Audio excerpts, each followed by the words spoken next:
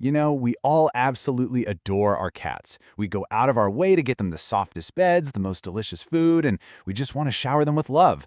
But what if some of the ways we show that love aren't actually being received the way we intend? Now, this has nothing to do with being a bad cat owner, not at all. It's really just a simple, beautiful miscommunication between two different species. Our very human way of saying I love you just doesn't always translate into a language that our cats instinctively understand. So, that's what we're going to get into today. We're going to decode the world from a feline point of view. We'll talk about why they see things so differently, look at some really common interactions, and learn how to read those super subtle cues they're always giving us. And then we'll see how tiny little changes can build an enormous amount of trust. So think of this less as a list of rights and wrongs and more as an invitation to learn their language and make that incredible bond you already have even stronger. So, where does this whole disconnect even come from? Well, it really starts with the most basic fact. We are two completely different animals. Our social rule books were written on totally different evolutionary continents. So let's dive into why our cats experience our world, and especially our affection, in a way that's so unique to them. Okay, so this is where it gets really interesting.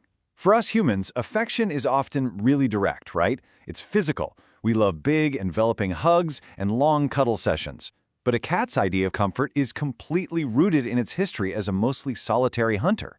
For them, true enjoyment is all about safety, it's about choice, and it's about predictability. They have this deep-seated need to feel in control of their space and their interactions. Their whole world is built on avoiding conflict, which means their communication is way, way more subtle than ours. And this is one of the most beautiful examples of their language.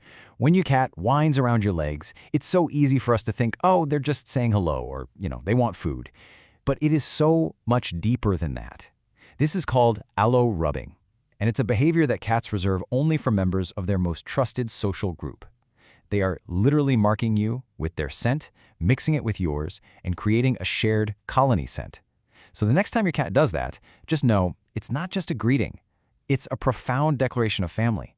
It's them saying, you belong with me. All right, so let's take that idea and see how it actually plays out in our day-to-day lives, because this is where our human instincts to give love and their feline needs for security can sometimes, get their wires crossed, even when we have the absolute best of intentions. Okay, let's talk about petting. It's our #1 way to show love. We see a cute, fluffy cat and we just want to pet it all over. But for a cat, where you pet them is everything. Most cats really prefer being touched around their head and their neck. And there's a good reason for that. That's where all their friendly scent glands are located. So when you scratch their cheeks or under their chin, you're actually helping them spread their scent, which feels like a form of social grooming to them. The tummy, on the other hand, that's their most vulnerable spot. A cat showing you their belly is a massive sign of trust, but it's not usually an invitation for a belly rub. Touching them there can often trigger a defensive pause-out reaction. So what's the golden rule here? It's all about choice. The best, most loving way to pet a cat is to let them be the one in charge. Just offer your hand and let them approach you. If they lean into it, that's your green light. Focus on those spots they love, the cheeks, the chin, and try to keep it brief at first. Most importantly, watch them while you do it. Are their ears starting to turn sideways? Is their tail starting to twitch a little? Those are their subtle ways of saying, okay, that's enough for now. Respecting that signal, stopping before they get overwhelmed, that is a massive, massive trust builder. I just love this quote because it perfectly captures what play means to a cat. For our indoor cats especially, playtime isn't just a fun little bonus to their day. It is the essential, modern-day expression of their deepest, most hardwired hunting instinct. That whole sequence of stalking, chasing, and pouncing, that's fundamental to who they are. So skipping playtime doesn't just leave them feeling a bit bored. It's genuinely denying a core part of their identity. And here is the part that we so often miss. The secret to a really satisfying play session isn't just about the chase, it's all about the capture. That ancient hunt cycle in their brain isn't complete until they've successfully caught their prey. This is exactly why laser pointers can sometimes be so frustrating for cats. It's all chase and absolutely no catch, which can leave them feeling unfulfilled and even a little anxious. So a great rule of thumb is to always end a play session by letting them physically capture a wand toy or a stuffed mouse, letting them feel that victory and completing that instinctual loop. For us, a random mealtime is no big deal. But for a cat, predictability is security. An unpredictable feeding schedule where they don't know when their next meal is coming can feel really unreliable and stressful to them. But a consistent mealtime, that's one of the most powerful signals you can send. It tells them that the world is safe, that you are a dependable provider, and that they don't have to worry about their basic needs. Every single meal delivered right on time is another way of you saying, I've got you. You're safe here. Does your cat seem to sleep pretty much all day long? Well, they're not being lazy. They are just being experts at being cats. Resting for up to 16 hours a day is a vital energy conservation strategy that's hardwired into them from their wild ancestors. They have to save up all that energy for those short, intense bursts of activity, like hunting that feather wand. So, respecting their need for long, undisturbed naps in their favorite safe spots, that is a really profound, if quiet, way of showing them love and security. Speaking of security, have you ever wondered why a closed door can make your cat absolutely frantic? This quote from Pam Johnson Bennett just nails it. A cat sees your entire home as their territory, and you are a central part of their social group within that territory. So when you close a door, you're not just blocking off a room. From their perspective, you are fragmenting their territory and, even worse, separating them from a key family member. It can cause genuine anxiety and stress. Okay, so we've established that cats are absolute masters of subtle communication. They almost always give us a whole series of quiet little no thank yous long before they ever resort to something obvious like a hiss or a scratch. So let's learn how to listen with our eyes and start picking up on those early warning signs. This chart breaks it down so well. Let's look at the tail first. A calm, happy cat might have its tail held high, maybe with a little gentle curve at the top. But as they start to get overstimulated or annoyed, you'll see that tail start to twitch at the end or maybe even thump against the floor. Same with the ears. They go from being forward and upright to rotating out to the side like little radar dishes or even flattening back against their head. And their whole body posture shifts from being loose and relaxed to visibly tense, with their muscles all bunched up. Okay, and this one is so important, so please listen closely. There is a common and really dangerous misinterpretation that we humans make. When a cat suddenly stops moving and freezes in the middle of an interaction, it is not a sign that they're calm or submitting. It's the exact opposite. Freezing is a sign of extremely high anxiety. The cat is totally overwhelmed and their brain is trying to decide, do I fight or do I run? If you ever see this happen, stop what you were doing immediately and give them space.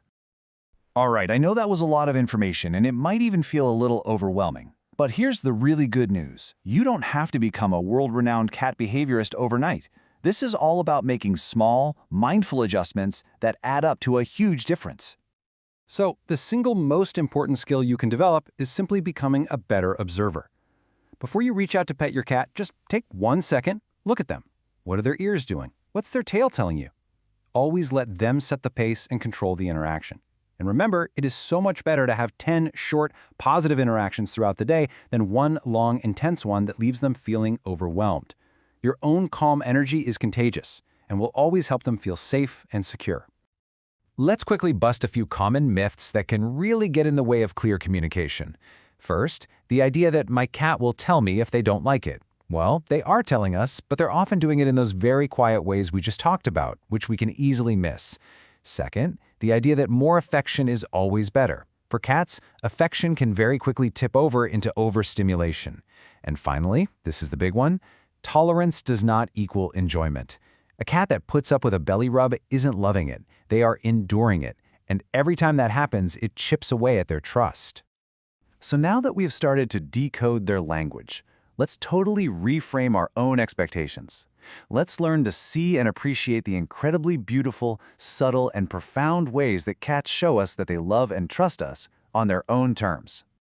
You see, feline love isn't usually about big, dramatic gestures. It's a quiet language built on trust. It's that slow blink from across the room, which is basically a kitty kiss, a sign they're relaxed with you. It's when they simply choose to nap in the same room as you are. It's that gentle headbutt, or when they lead you to their food bowl to include you in their most important routine. And of course, it's that all-over rubbing on your legs, marking you as one of their own. These quiet moments, these are the true signs of a deep and secure bond. I love this analogy. Think of your relationship with your cat like a bank account, but for trust.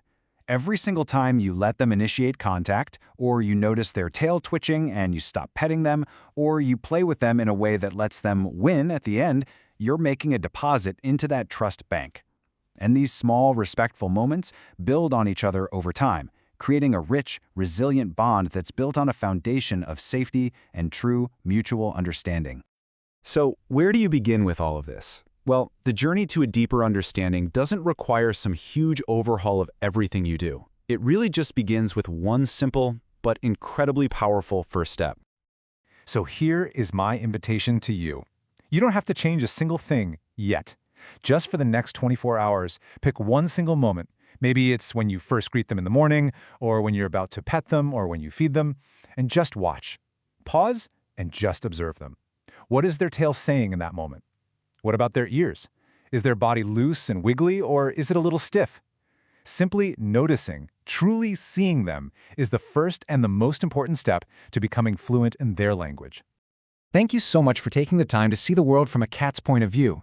It really shows how much you care about them. By learning to truly listen to what they're telling us, we can turn our good intentions into actions that they genuinely love and appreciate. If you found this helpful and want more calm, practical guidance like this, please be sure to subscribe.